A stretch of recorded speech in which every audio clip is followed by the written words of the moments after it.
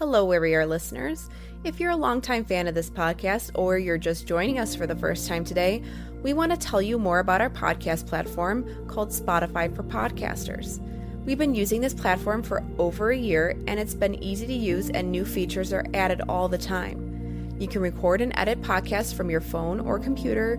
You don't need anything fancy, and you don't need previous podcast experience. When you hit publish, you will distribute your podcast to Spotify and everywhere else podcasts are heard. Video podcasts are also available on Spotify if that's your kind of thing. And with Spotify for Podcasters, you can earn money in a variety of ways, including ads and podcast subscriptions. But here's the thing, you can earn money, but it's a free platform. There's no catch.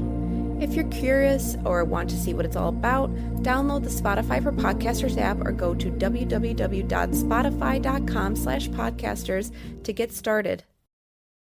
This week was a week of action, of decisions.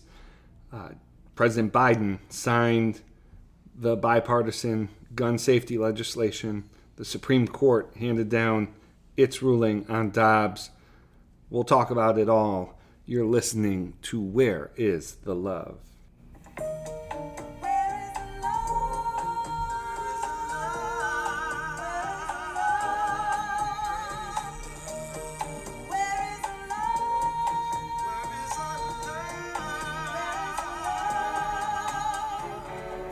This is Where is the Love? I'm Michael Ware. I'm Melissa Ware. And, hey, we have a lot to talk about. It's been, it's been a busy day, been a busy week. A lot of what we've been waiting for and talking about potentially happening in previous episodes happened this week. Yeah, there was a happening. And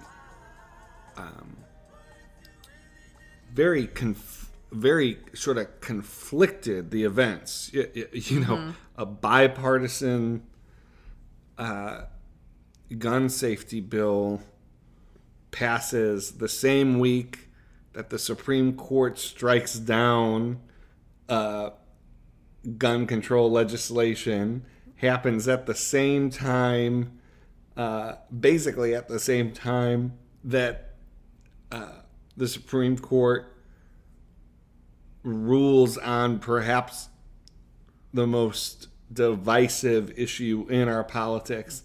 Like, it's just a lot of different emotions, a lot of different sort of political impulses. Like, our politics just received a lot of inputs this week. And so we'll try and sort through them a bit on this episode. We spent most of the day apart because I was home with La. Yeah. And you and Saoirse. By the way, I forgot to tell you, but what? When I put Saoirse down, Ilaria? Or no, when I put Saoirse down, she was very glad to spend just a mommy-daughter day. Yeah. So you drove up to Pennsylvania. I did for Saoirse's very first birthday party of a friend. I mean, she's a pandemic kid. It's a milestone. It's a milestone. She was so excited the past 4 weeks for it. She bought a card a month ago, a singing Minnie Mouse card. Was so hyped for this thing for the last 4 weeks. She literally made her little friend open it up before she even started opening up the gifts. Was like, you need to open my card. So Saoirse opens up, and it's just, you know, the happy birthday song with Minnie.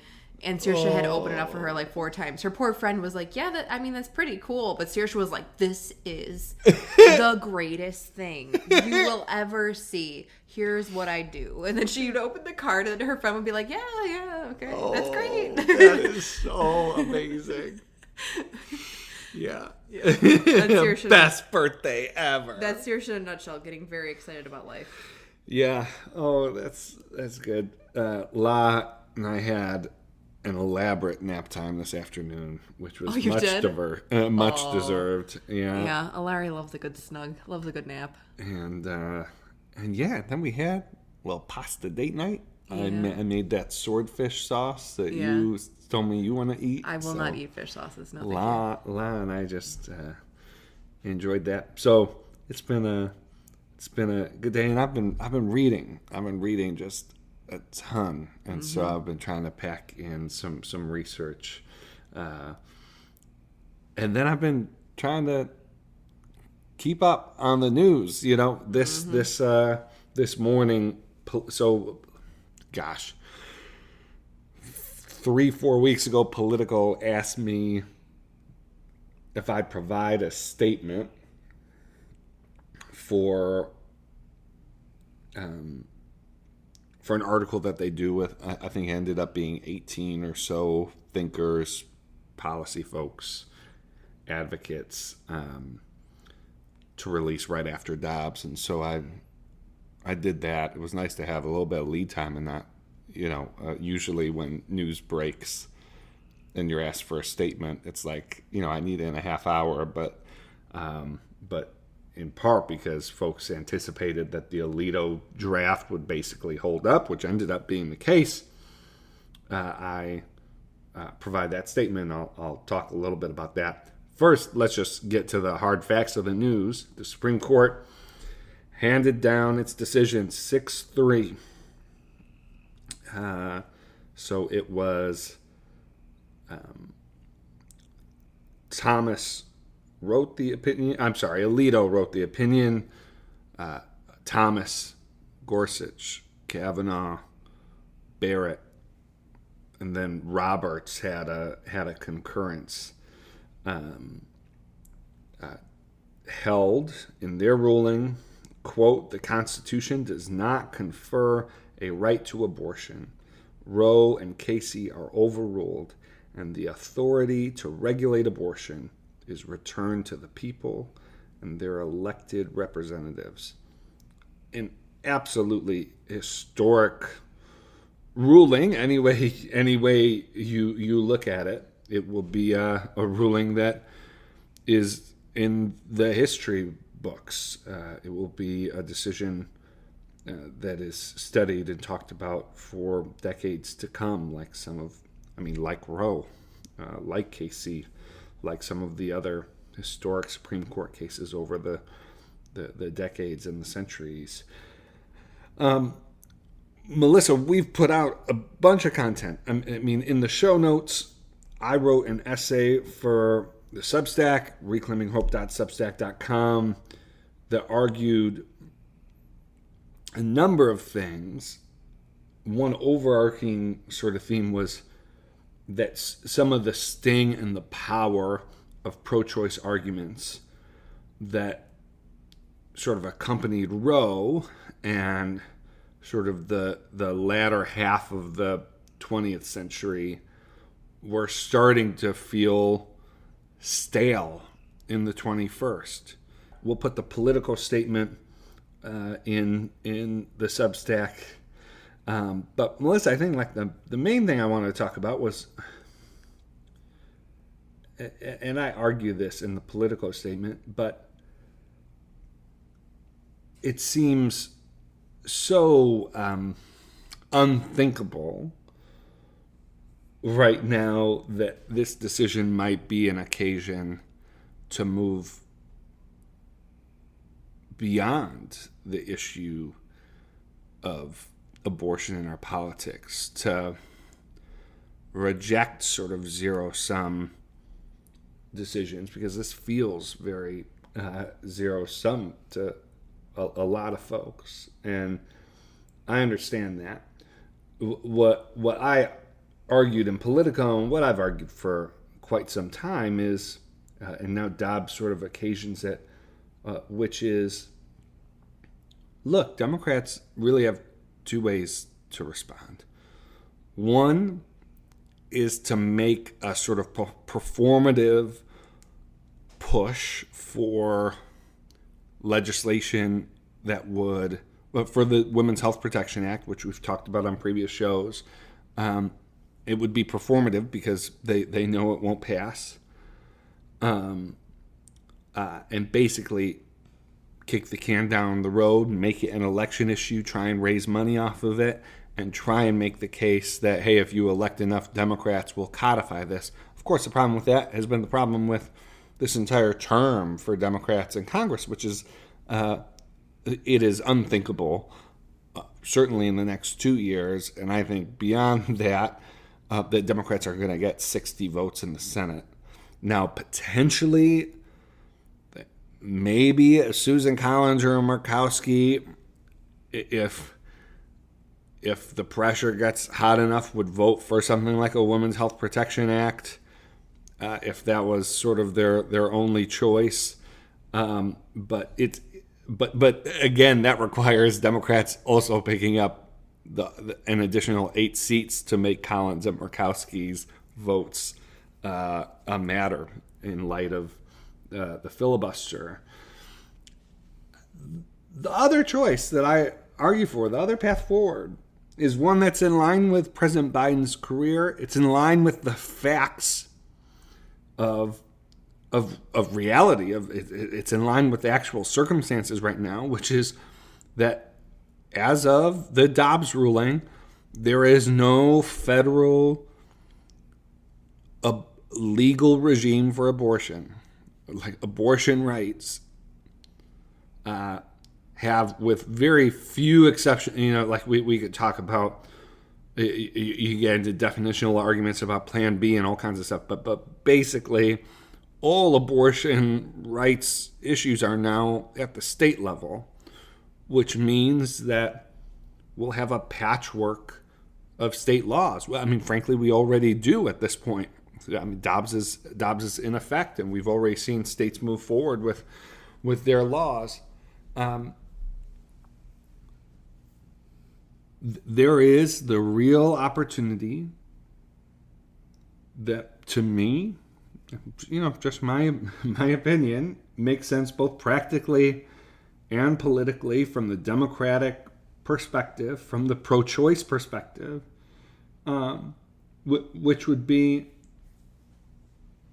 lower your sights from the Women's Health Protection Act, which wouldn't have just codified Roe, would have gone well beyond what Roe requires, and instead establish a new baseline, a new floor, a federal floor for abortion rights, one that is more in line with what abortion laws look like in much of Western Europe.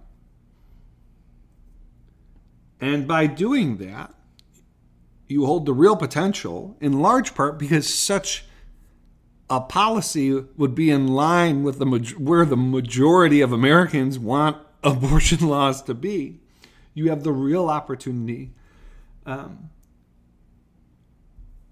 to move abortion out of the center of our politics. It has been a major frustration of my life. It has been a major frustration of our politics generally, of so many people, of so many elected officials, of so many activist groups for other causes, that abortion has taken up so much of the oxygen in our political debates. And big reason for that is because 50 years ago, the Supreme Court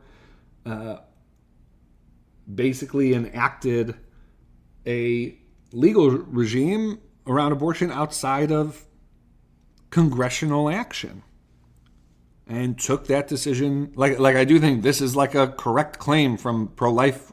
They took the claim out of the hands of sort of the democratic legislative process, and I think many people pro-life and pro-choice would say in hindsight, certainly now in the wake of Dobbs, that was a mistake. So Melissa, that is what it certainly didn't seem like that's what we're going to see from President Biden, even though, again, legislation he's voted for in the past would, approximate the basic approach. Certainly his rhetoric around abortion for most of his career would seem compatible with the approach I just laid out. Senator Tim Kaine, there's been some reporting that Tim Kaine is working with Murkowski, the Republican in the Senate, around something short of Women's Health Protection Act. Will be interesting to see if they try and revive that effort in the wake of Dobbs. But all of the incentives and drive in our politics right now will be to respond to what is taken by pro-choice folks to be, a with like reason, a roundhouse kick, like a zero sum, forceful offense, and to respond to that offense with dramatic zero sum sort of response on your own. I would just say, like, we've had 50 years of that, and abortion politics has not been put to bed in this country. It has made it so that building coalitions around other issues is so much more difficult. Making progress on other issues is more difficult. And so maybe this is an opportunity for the American people and for elected officials who represent them to do what they didn't do 50 years ago. And stop deferring to the courts on this issue and actually put in place a policy that has the chance of being sustainable and not driving all of the money and vitriol and precarity that our politics has seen because of this issue over the last 50 years. Yeah. For me, it just was something that you said. It struck me. Something I've been, just observing over the last couple, 36 hours since this overturn, this decision, is I noticed quite a few people saying, notable, it's come up a bunch of times when I've been reading various things of, can't believe, so many, Democratic groups or Democrats themselves are sending out fundraising emails, and that seems to be the only response. And good part of me is like, well, that is how, especially the last 20, 30 years, that is exactly how that's like the playbook. That's how our politics currently works. Like what you're saying is like, Democrats could either, try to pass something that lowers the expectations of the Women's Health Protection Act and, actually get something passed, or, they're going to do something symbolic and then try to raise money off of it. And it's like, it seems like so far, it seems like raising money off of it seems to be the only answer. And the amount of people sort of saying like, wait, this seems really shallow to me. And it's like, yeah, no. That is the vapidity of like of our politics. Like that is a response that I would expect. And people questioning, like, they've had a good month, however long it has been since the leak of Alito's opinion, with the idea that, what if this is actually true, and what will, be what it will be, and how they only come up with fundraising emails to send out within the first few hours. It strikes me as just, I guess, interesting. I'm not trying to sit here on my high horse saying this or anything like that, or that, I'm smarter than anybody who's making this observation, but I think it's just an interesting thing to point out for folks listening, as to sort of like the machinations of like just how shallow even the most divisive, controversial policy and legal issue that we have on our plate can play out, at least on one side. Yeah, I mean, there's been a lot of shallowness across the political spectrum in response to this. Yes, that's why I say it specifically just on that one. Yeah. That side. But, I think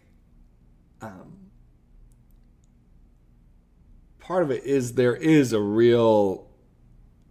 are some real limitations around what can actually be done. Now, I know, Senator Elizabeth Warren, Congresswoman Ocasio-Cortez have put out what they think are some actions that can be taken, but I do think, we're 36 hours out. Yes, people saw this decision coming. I do think it's a hard thing to know what to respond, how to respond, especially if you're pro-choice. So yeah. I mean, I just think it's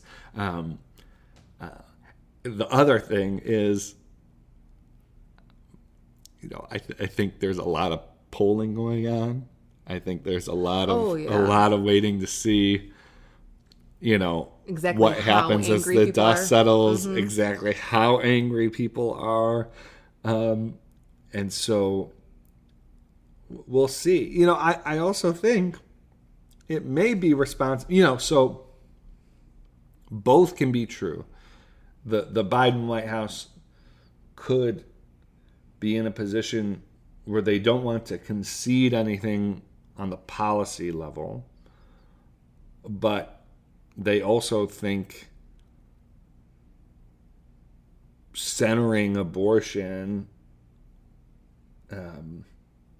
through their actions, it's already centered. I mean, the Supreme Court decision, mm-hmm. it's going to be very, very hard to not have it be really relevant in November.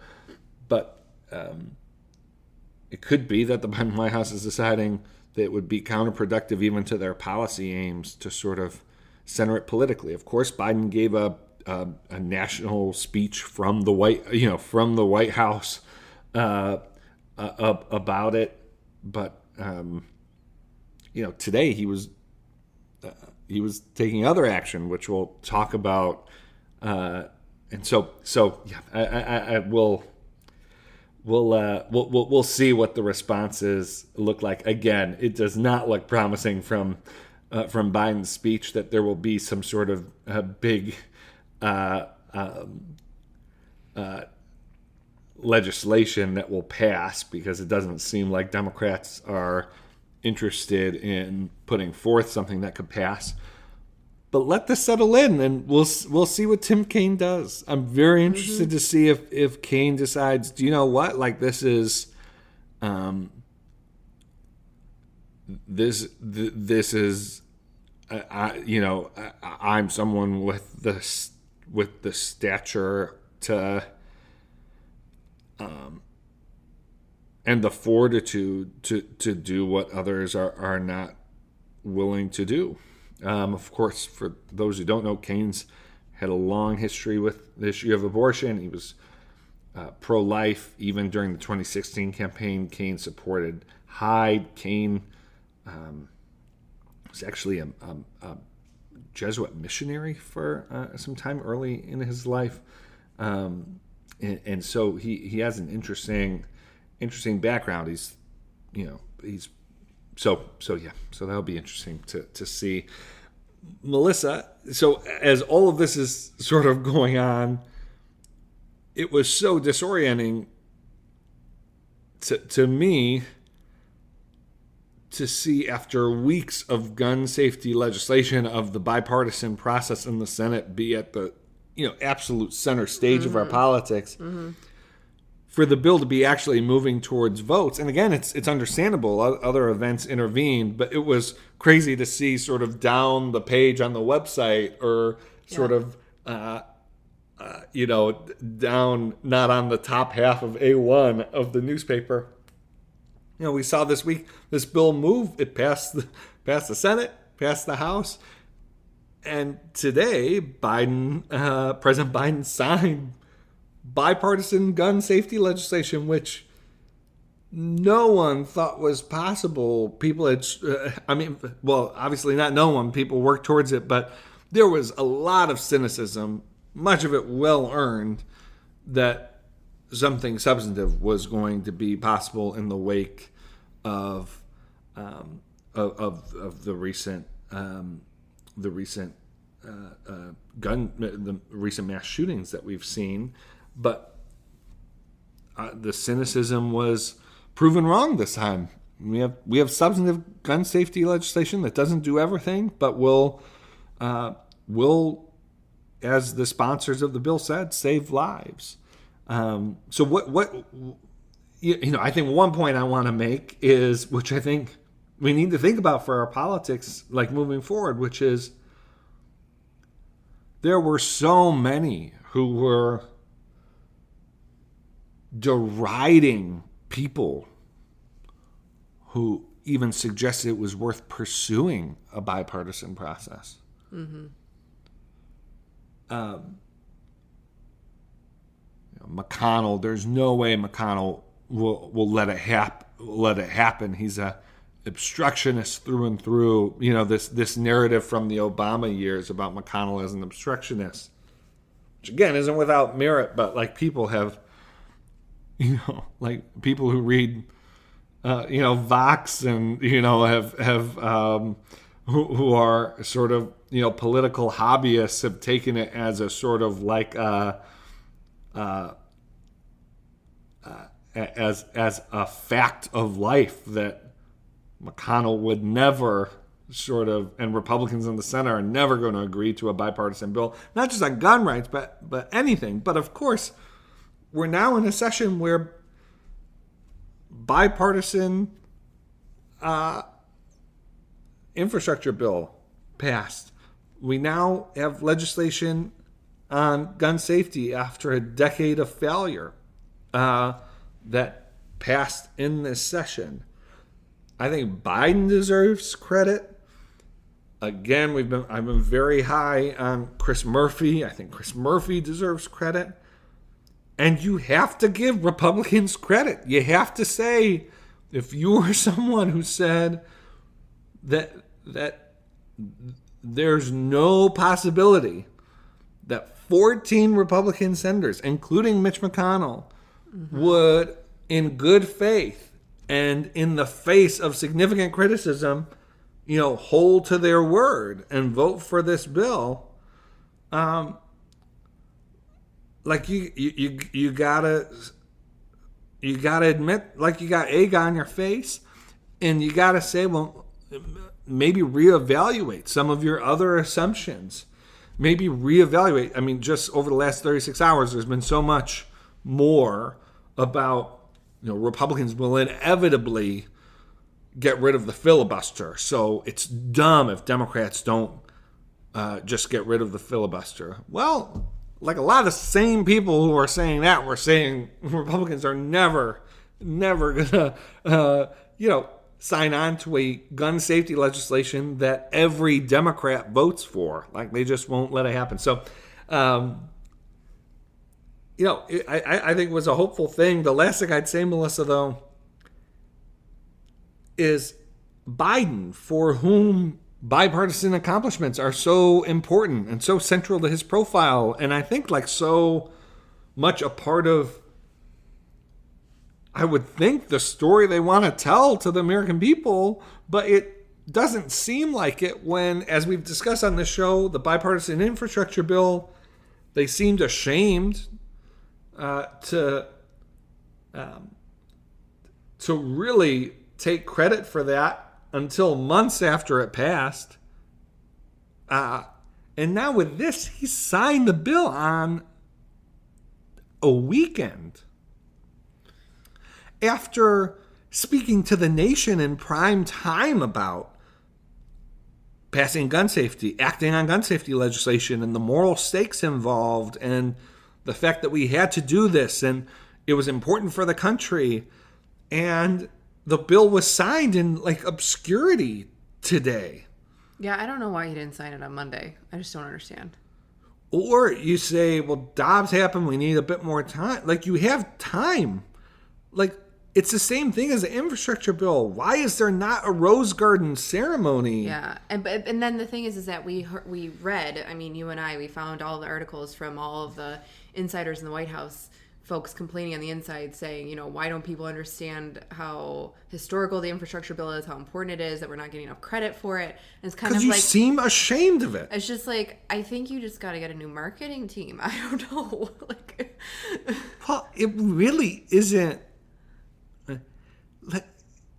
Like they're just not taking the steps one would take naturally if you wanted it to be one of the prime sort of things the average American knows about your administration. I honestly don't know. I have speculation, but I honestly don't know what's... I mean, you could still claim it as a Democratic accomplishment. Like 30 whatever Republicans voted against the bill. Like, this isn't... If it's really like political concerns, you don't want Republicans to get credit. Yes, they'll get some credit for not obstructing everything, but that's like Biden could take ownership for, like, you elected someone who said he was going to unify the country, work with Republicans where we could agree, and that's what I've done.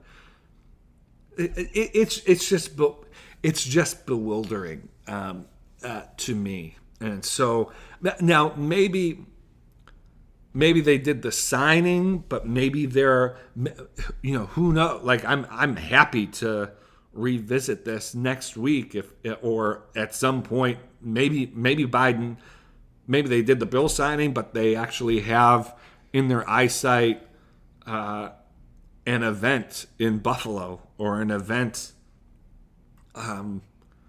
in at Sandy Hook or in Florida, or maybe they have something bigger in mind than a signing ceremony. But goodness, you need to take the wins when you can get them. It's and they have real wins. So it's like, you need to trumpet this. I know there are other priorities. I know that some Democrats on the left aren't happy that it didn't have everything. You got to take credit for what you can actually take credit for. So yeah. But we've been really clear. We think it's a significant thing for the country that this bill was advanced, that it's law. It would be a bigger thing if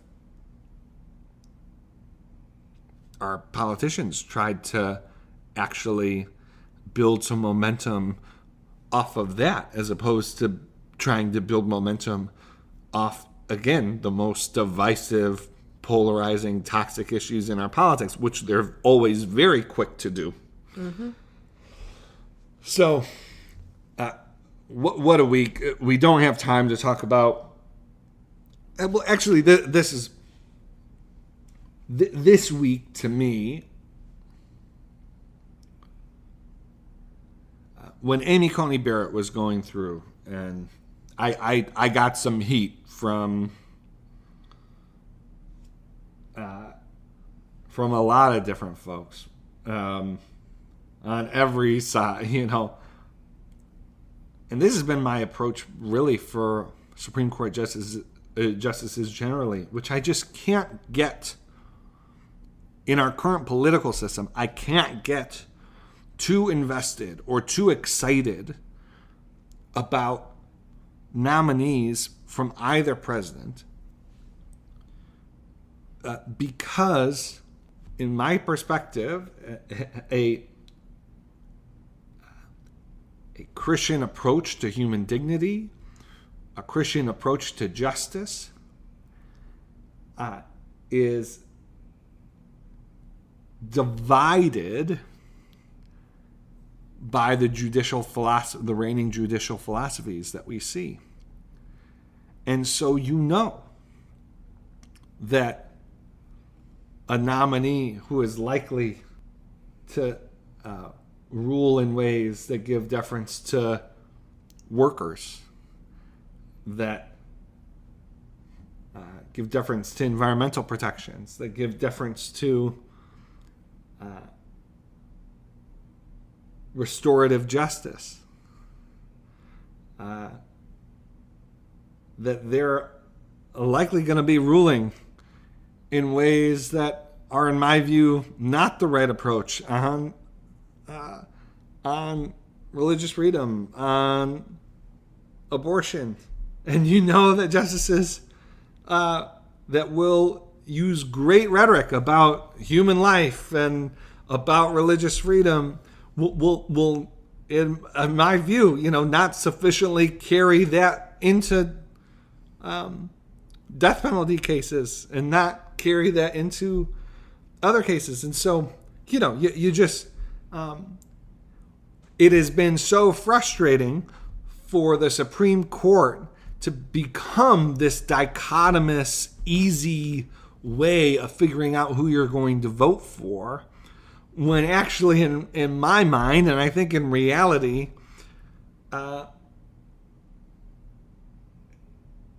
the actual work of the justices that a president is putting in is profoundly mixed. I kept on trying to remind people, or I kept on reminding people, the docket for the courts is not 80% abortion cases. It's not 80% religious freedom. Like, they do other things. And so I guess the last thing I put in the political statement, which again you'll be able to put, is like, maybe we talked about the opportunity for sort of Democrats, for pro-life Christians, for those who have been single issue voters. Maybe Dobbs provides the opportunity for you to reevaluate your priorities when you go to the ballot box. Maybe it gives you an opportunity to reassess whether, because of Dobbs, because this issue is turned back to the states. Now, yes, there's always the potential for further federal action, but I would argue before, single issue voting was not warranted.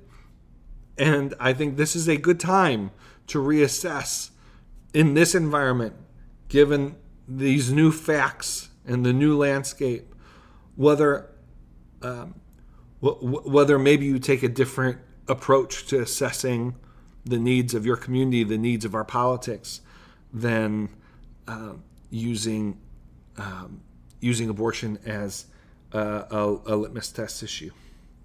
Melissa, any final thoughts for this episode? No, I don't have final thoughts. I think we need to let things shake out a bit.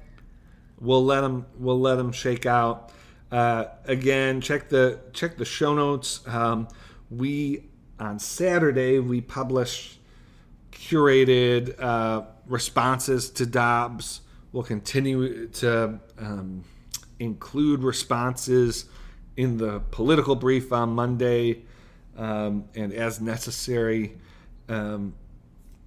Really proud of the coverage that we've done this week, both on the Morning Five and through what we've published, and really thankful for the support so many of you have offered to us, to Where's the Love, to the Morning Five, to the newsletter at reclaiminghope.substack.com, and would encourage you to share it and let others know if our work has been meaningful and helpful to you.